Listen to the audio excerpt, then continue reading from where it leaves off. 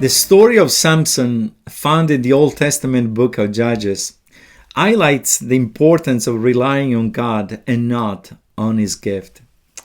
In particular, compels us to reflect between our strength and our weakness. God blessed Samson from the very beginning of his life. He was born with a great destiny as a result of the prayers of his godly parents. We read in Judges chapter 13, verse 24, "And the woman bore a son and called his name Samson. And the young man grew, and the Lord blessed him. And the Spirit of the Lord began to stir him in Mahanadan between Zorah and Eshtaol." The Spirit of God was at work in Samson's life, and he soon became famous for his great strength. His incredible physical strength was a gift from God, intended to be used for the deliverance of the Israelites from the oppression of the Philistines people.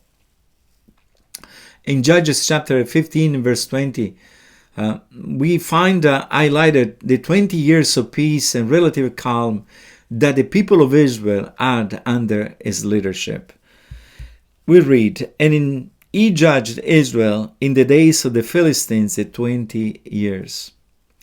His extraordinary strength fostered a sense of invincibility, leading him to cultivate an image of unmatched power that eventually became his downfall. Samson was vulnerable to temptation. Notice that it was always God's Spirit that gave Samson power, yet he took all the credit. In his pride, he did not turn his thoughts towards God. Unfortunately, very soon, Samson learned to trust more his own eyes and discernment, and he sinned, marrying one of the Philistines' women, even if it was forbidden by God. We read in Judges chapter 14, verse 3, second part, "But Samson said to his father, 'Get her for me, for she is right in my eyes.'" Samson had a wrong view. He thought too highly of himself and not highly enough of the God who gifted him. This view he had of himself became the beginning of a series of wrong decisions that he brought him far from God. Samson, sometimes later, decided to break his marital vow with a prostitute in the Philistine city of Gaza.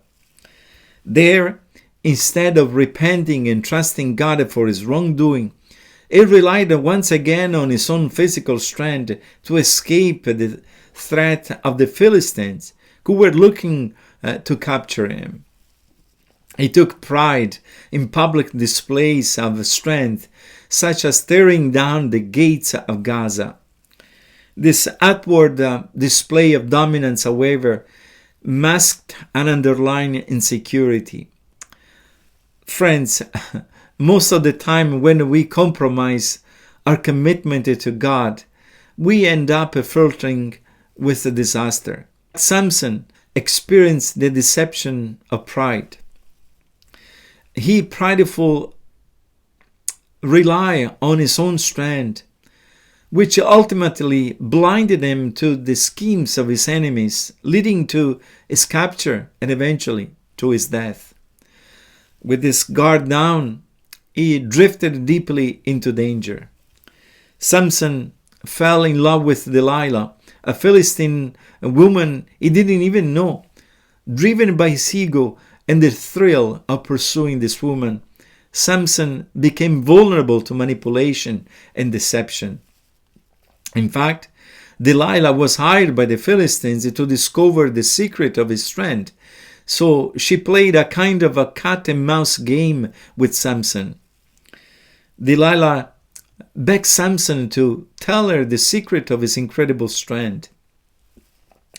And Samson was easily seduced and fell prey to her cunning persuasion, revealing the source of his strength, his uncut hair, We read in Judges chapter 16, verse 17, "And he told her all his heart, and said to her, A razor has never come upon my head, for I have been a Nazarite to God from my mother's womb. If my head is shaved, then my strength will leave me, and I shall become weak, and will be like any other man." Delilah didn't waste time.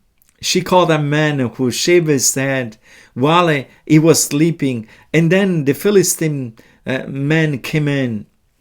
In Judges chapter 16, verse 20, we find this incredible sad note.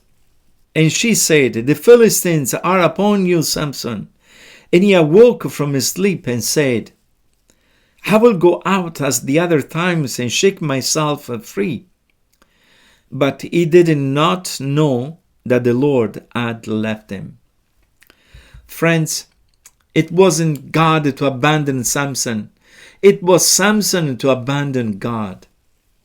God lets him suffer the consequences of his own sinful decisions.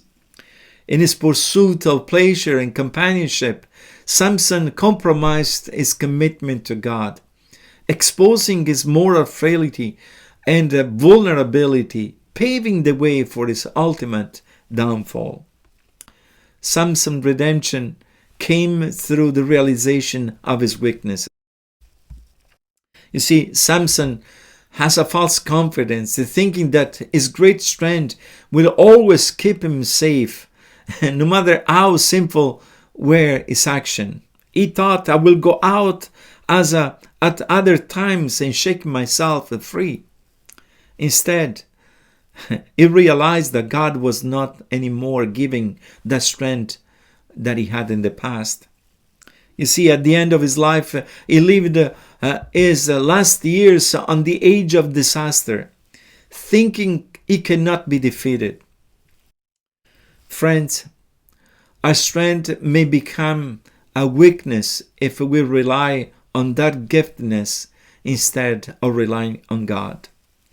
Samson's story is about a man that has drifted away from God, distracted from women, power, and from having a good time. Nevertheless, God chose to work through Samson. Despite his failures and brokenness, God puts his own glory on display. Stripped of his physical power, Samson was forced to confront his true self. In his weaknesses, a different kind of strength emerged. He repented for his past recklessness and submitted to God's will. God answered Samson's prayer and reached down into his brokenness. In his moment of greatest humiliation, blinded, imprisoned, and mocked by his enemies, Samson achieved his great, most significant victory and attained a form of redemption. This newfound humility allowed him to channel his remaining strength for a final, selfless act, bringing down the Philistines' temple and sacrificing himself in the process for the benefit of the people of Israel. Friends, in conclusion, Samson's story challenges us to examine our own strength and weaknesses. Ultimately, Samson finds redemption through surrender. Only then he fulfills his divine purpose. There is a great lesson for us, and it is very encouraging. God can break in our brokenness even when we go down into the deep disaster.